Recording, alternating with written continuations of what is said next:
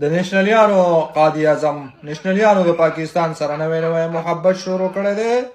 او دا وایي چې دا د پاکستان قاضي اعظم دی ایمل ولی صاحب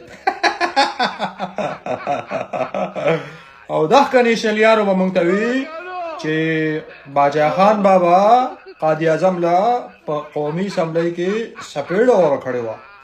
او دوی به موږ ته وي چې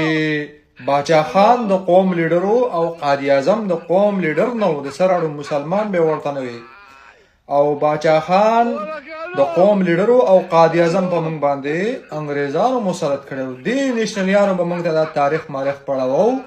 او زمونږ د قام پوزه مشر ستر صدر ایمل ولی صاحب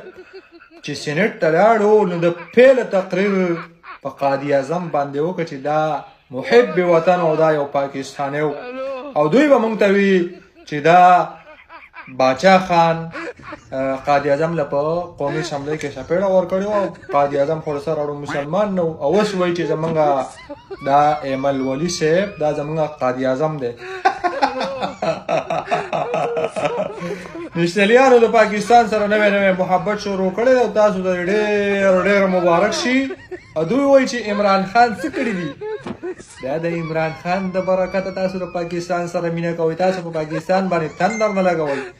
باچا خان ته نظام افغانستان ته سپارلی دی دا د عمران خان له برکته د فادر آف د سیسټم